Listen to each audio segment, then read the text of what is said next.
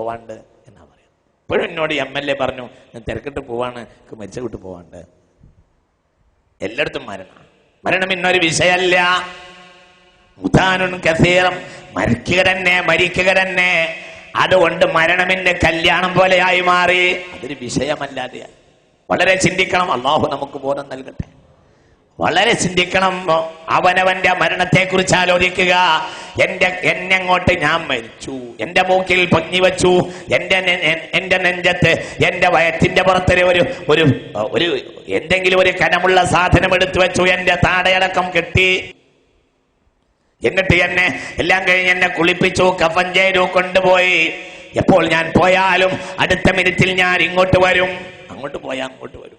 ഏതൊരാളും വീട്ടിൽ നിന്ന് ഇറങ്ങിപ്പോയാൽ തിരിച്ച് ആ വീട്ടിലേക്ക് തന്നെ വരും. അല്ലാഹു തആല നമുക്കൊക്കെ ദീർഘായുസ്സ് തരട്ടെ. ഇല്ലേ നിങ്ങളൊക്കെ ചിന്തിക്കുക. പോയ നാളുകളാള് പോയവര് മുഴുവനും തിരിച്ചു വരും. ഇനി വരുന്നില്ല. ഇനി ഒരു കാൽപ്പാടും കട്ടിച്ച് മറ്റിയവരെ ഒരു കാൽപ്പാടും ചവിട്ടിയാൽ അത്ര വീട്ടിൽ നിന്നകന്നു, രണ്ടാമത്തതിൽ അത്രയും അകന്നു, മൂന്നാമത്തതിൽ വീണ്ടും അകന്നു, നാലാമത്തതിൽ വീണ്ടും അകന്നു. മയ്യത്ത് കട്ടിൽ ഇങ്ങനെ എടുത്തു പോക്കുകയാണ്. അതാണ് വഖൽഫി കരീമാതുൻ അലയ്യ ബവാകിയ വഫീഹിന്ന ഉമ്മി ഔ ശഖീഖി വഇത്രതി. എനിക്കിനി ആരുണ്ട്? ഉമ്മ പറയുന്ന കരയും, ഭാര്യ പറഞ്ഞ് കരയാ, ഉമ്മ കരയാ, ചേട്ടൻ കരയാ, അനുജൻ കരയാ, മക്കൾ കരയുക. ചിന്തിക്കും. അവനവന്റെ കാര്യത്തിൽ ചിന്തിക്കണം, നാട്ടുകാരുടെ കാര്യത്തിലല്ല. അതാണ് ദിക്റുൽ മൗത്ത്, സ്വന്തം മരണത്തിന്റെ കാര്യം. അള്ളാഹു നമുക്ക് ബോധം നൽകട്ടെ. അള്ളാഹു ബോധം നൽകട്ടെ. യുനാദൂന ഖൽഫൻ നൈസി മൻ ലാ യുജീബുഹും വഖദ് കുൻതു ഫിദ്ദുനിയാ സരീഅൽ ഇജാബതി.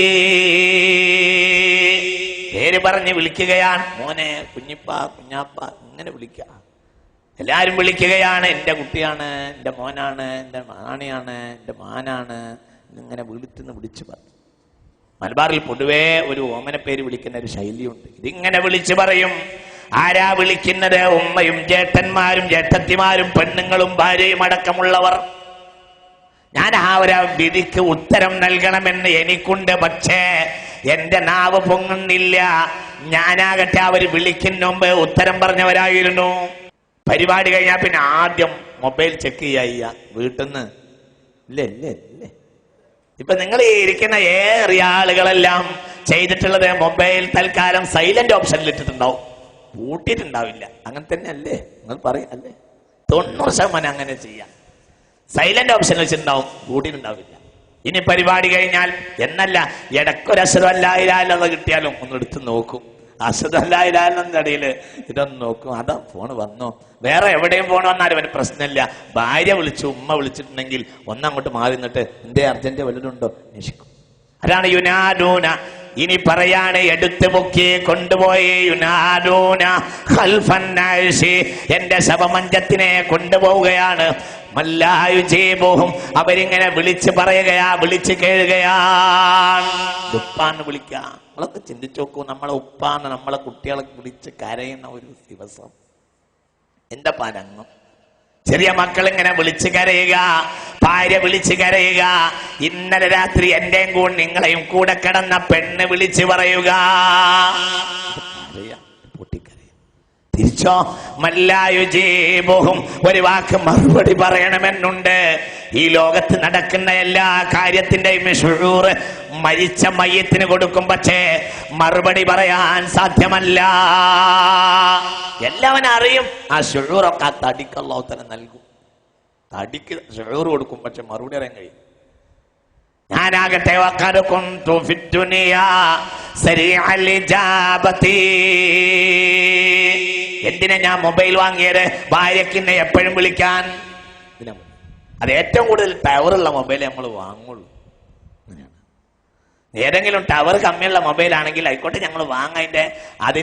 അതിന്റെ ഏജന്റ് നമ്മളെ സമീപിച്ചാൽ തന്നെ പറയാം വാങ്ങാം, പിന്നെ കുറച്ചും കൂടി പ്രചാരത്തിലാവട്ടെ. എന്തുകൊണ്ട്? ഭാര്യക്ക് എപ്പോഴും വിളിക്കണം, ഉമ്മക്കെപ്പോഴും വിളിക്കണം, മക്കൾക്കെപ്പോഴും വിളിക്കണം. അതാണ് വഖദ് കുൻതു ഫിദ്ദുനിയാ സരീഅൽ ഇജാബതി.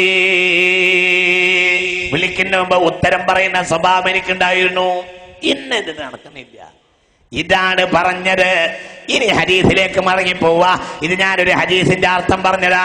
ഇതാണ് പറഞ്ഞത് ദിക്റുൽ മൗത്ത്. ഇതാണ് ദിക്റുൽ മൗത്ത്. അല്ലാതെ എന്റെ അല്ല. നാട്ടുകാർ മരിച്ചല്ലോ എന്ന് ഞാൻ ആലോചിക്കല്ല, ഞാൻ മരിക്കണത് ഞാനത് ആലോചിക്കുക. ചിന്തിക്കണം എന്തായി പറഞ്ഞത്. ഇത് ഗൗരവമായി നമ്മൾ ആലോചിക്കേണ്ട ഒരു വിഷയമാണ്. ഇത് ഗൗരവമായി ചിന്തിക്കണം. അതാണ് ദിക്റുൽ മൗത്ത്. മരിക്കും എന്ന ചിന്ത, ഞാൻ മരിക്കും എന്ന ചിന്ത. ഇന്ന മരിക്കും, എനിക്ക് മരണം ഉണ്ടാവും, ഞാൻ മരിച്ചു പോകും, ഈ ബോധം ഉണ്ടാവും.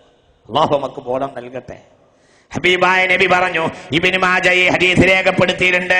അനിബ്നു ഉമറ ഖാല ഖാല റസൂലുള്ളാഹി, ഹബീബായ നബി പറഞ്ഞു, അക്സിറൂ ദിക്റ ഹാദിമിൽ ലദ്ദാത്ത്. ഈ രസം മുറിച്ചു കളയുന്ന കാര്യങ്ങളെ എപ്പോഴും ആലോചിക്കണം, അധികരിപ്പിക്കണം.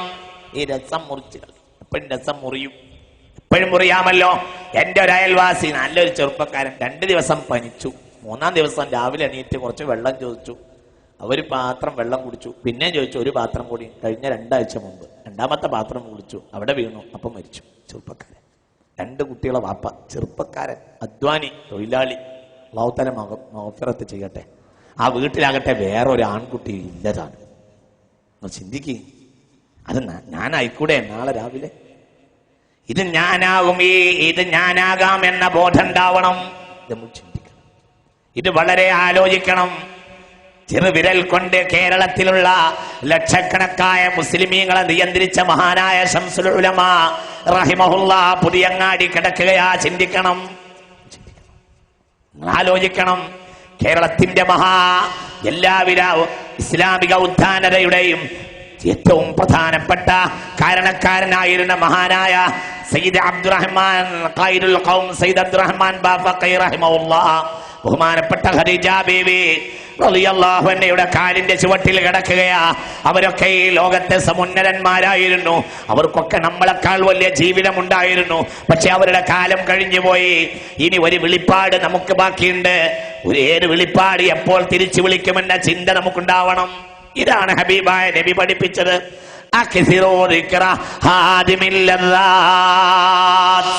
ഈ രസം മുറിച്ചു കളയുന്ന ചിന്ത നിങ്ങൾ അധികരിപ്പിക്കണമെന്ന് ഖാല റസൂലുള്ളാഹി.